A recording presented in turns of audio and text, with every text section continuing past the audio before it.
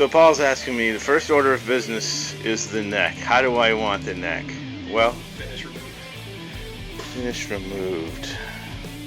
I would say, well, if we do, it's going to be heavy relic, it would kind of look odd if we didn't remove some of it. Correct. So let's go that route. And then how heavy are you going to do the body? Then you can kind of match the neck to the body. Yeah, I Should would. we do the body first and then come to the neck? I think that might be a good idea to do, because that might determine things. Yes, now here's the body. Look at that. Oh, you might remember when we picked the wood. I have the photo here.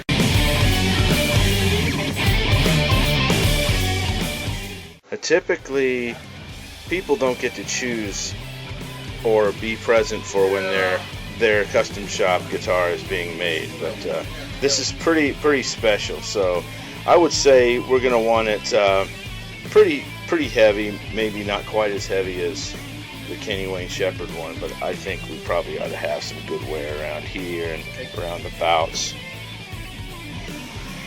Well, Paul is working on the relicing right now, and we can't actually show you how he does that or any of the tools or processes, but we are sort of referencing a photo of Kenny Wayne Shepherd's 61 Stratocaster, which this is more or less a clone of, with the exception of the fact that it's got no tremolo.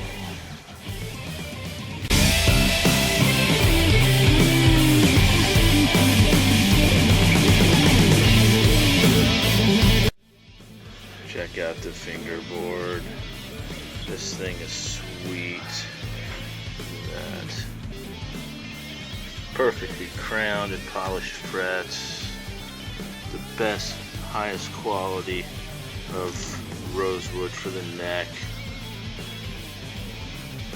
And then over here the pickguard. These have the Texas Special pickups in them, and they are, I believe they are custom wound by Abby Ibarra, who is the famous pickup winder here at Fender. Well, we're here with Abigail Ibarra. She's been with Fender since the 1950s, and she is the one who winds all the pickups in the custom shop fancy guitars. And she's gonna wind this pickup for us.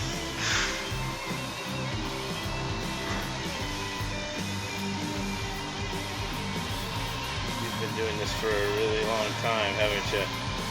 I have. Long time. You're a rock star around here, aren't you? That's what they say. Oh, you are. Wow. And you're just holding the wire there by hand and getting the wire in the right place. Is that scatter winding? Yes. Wow, that's amazing. You got the wire spools right here. All the electronics for the different pickups. Wow, this is really great. And she's doing final assembly on the pickups here. She takes them out of the wax pot and paints them. Wow, that's great. So she's got the big wax pot there in the corner. Trade secret, we can't show you how she does it. Well, thank you very much. You're very welcome. You're great. You know that? Thank you. Paul Waller, master builder, is actually in the process of relicing the guitar, and we can't really get up close and show you anything. It's a top secret trade secret. All we can do is kind of show you from a distance, and you know, we're just kind of looking at the watch. When is he going to be done? It takes a while, so, but it's a very intricate and interesting procedure. Trust me, I'm watching it, and it's very cool. And we'll show you the finished result after Paul is done with his relicing. Well, it's unbelievable, but that body that you saw earlier that looked like a closet classic now is completely relic. I mean, right down to every last little fleck of paint missing, just like Kenny Wayne Shepherd's 61.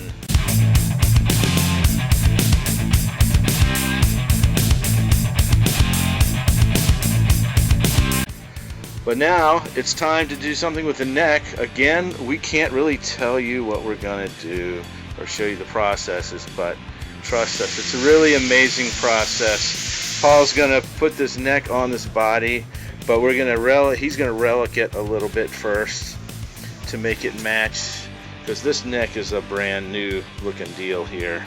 I mean, we're probably gonna keep those frets and that fretboard looking good and polished. We'll do all the work, or he'll do all the work on this part of it.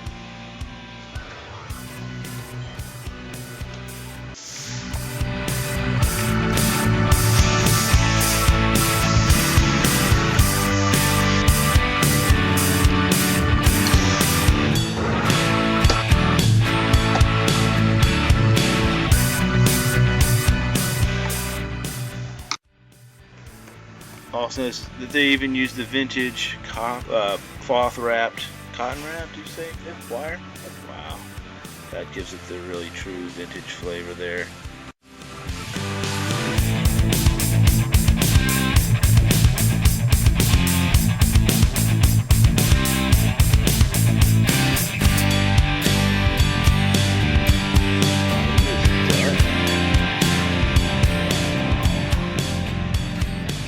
Incredible.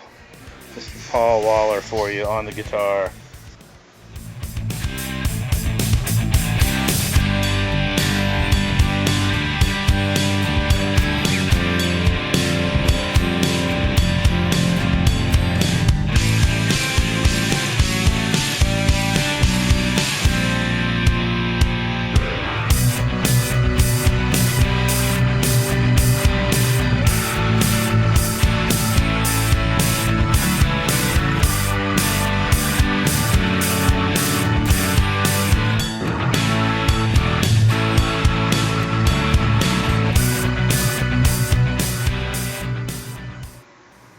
Is there a specific angle that they must be at?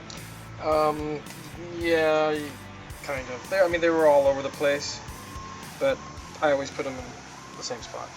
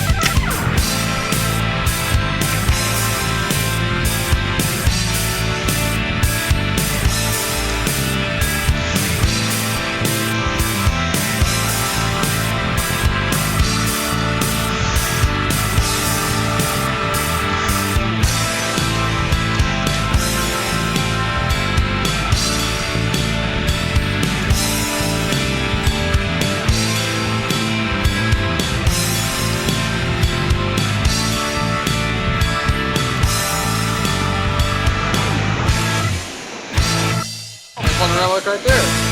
Oh wow, cool. Yeah, get a whole box in it.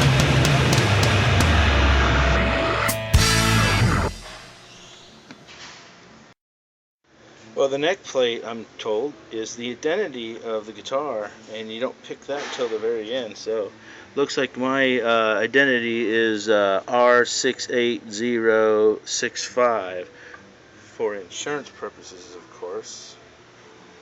Okay, folks, here's where it becomes a guitar.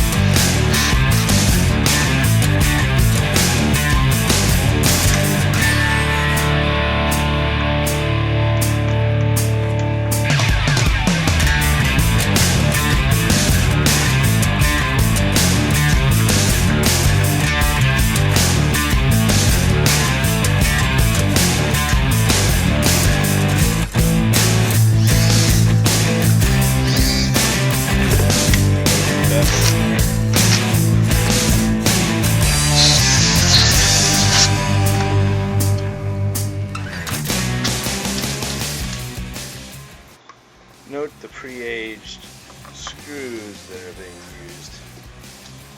And they all do that right here in the shop. Aging their own hardware so it all looks consistent. It's an amazing process. And I can't show you that process. That would, if I showed you, I'd have to kill you. But they age everything right here. It's amazing. We're going with the coated Ernie Ball Slinkies. They don't make these strings anymore, but in a test that I did where I tried every single one of the coated strings on the market, these are by far and away the best.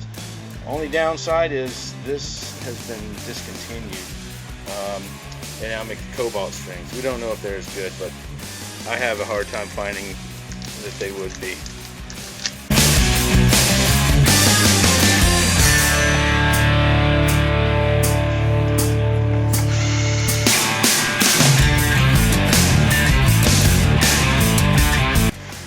We expect a very low action on this. One of the last things to get done is the string tree, the classic part of the Fender headstock.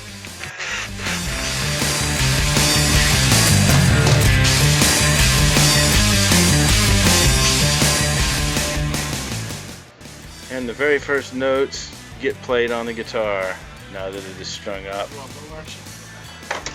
Really low. Yeah, low as it can go. Low as you can go. Because I want to burn on this guitar. You bend a lot? I bend a lot. Okay. What kind of faces do you I don't know, I can't see them.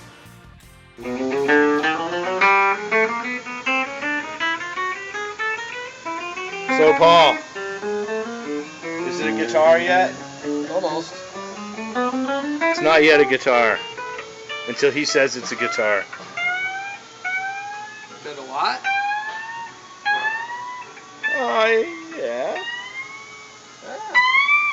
Sounds good. It's a guitar. He said it. Say it again. It's a guitar.